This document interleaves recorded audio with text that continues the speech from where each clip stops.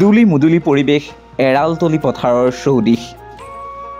চাৰিওফালে গুঞ্জৰিত হৈছে কেৱল মাত্ৰ হৰিনামৰ ধ্বনি। জয় জগতগুৰু শ্ৰীমন্ত শংকৰদেৱৰ, জয় শ্ৰীমন্ত শংকৰদেৱ সংঘৰ।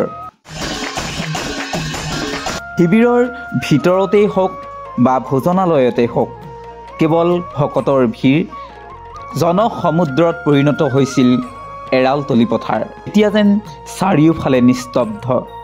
লাহে লাহে দোকানবোৰ সামৰণি পৰিছে। শিবিৰৰ ভিতৰভাগ ভকতেৰে ভৰি আছিল, এতিয়া যেন কেৱল নিসংগ। দূৰণিবতীয়া ভকতসকলে নিজ গন্তব্যস্থানলৈ ৰাওনা হৈছে। কাৰোবাৰ পিঠিত মেট মৰা বোজাস্বৰূপ নিজৰ বয় বস্তু, আৰু কোনোবাই ঘৰলৈ যাওঁ বুলি হয়তো হাততে এটা নিজৰ আত্মীয়জনলৈ কিবা এপদ লৈ যাব বিচাৰিছে। অন্ত পৰিল ৯৪ সংখ্যক শ্ৰীমন্ত শংকৰদেৱ সংঘৰ মূলৰ অধিৱেশন।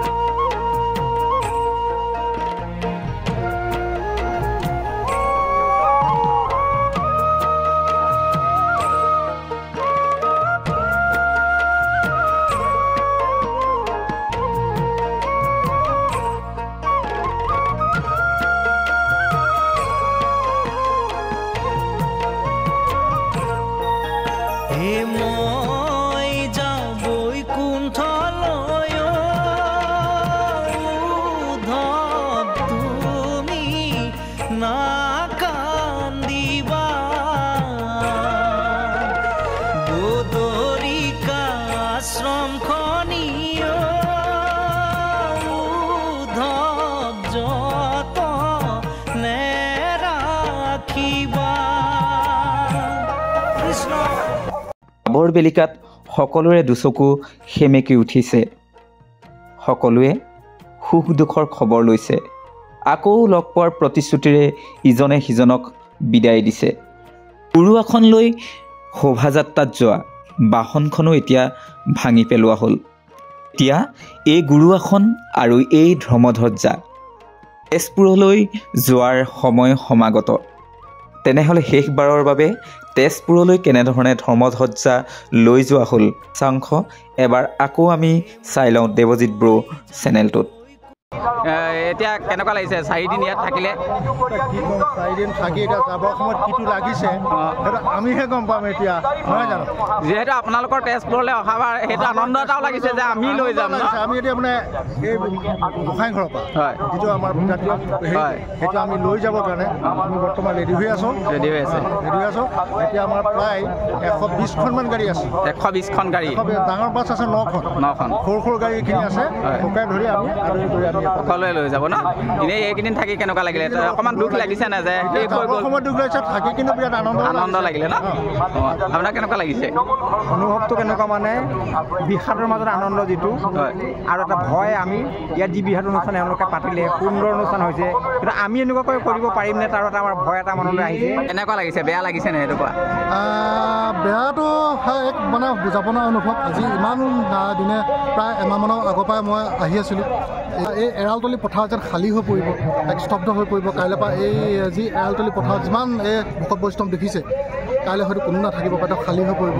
আৰু বেয়াটো নিশ্চয় লাগিছে, এক বুজাব নোৱাৰা অনুভৱ। আৰু খন্তেক অলপ পাছতে যিহেতু ধৰ্মধ্বজা বাকী তেজপুৰলৈ লৈ যোৱা হ'ব, তাৰপিছতে এক মানে বেলেগ পৰিৱেশ হৈ যাব।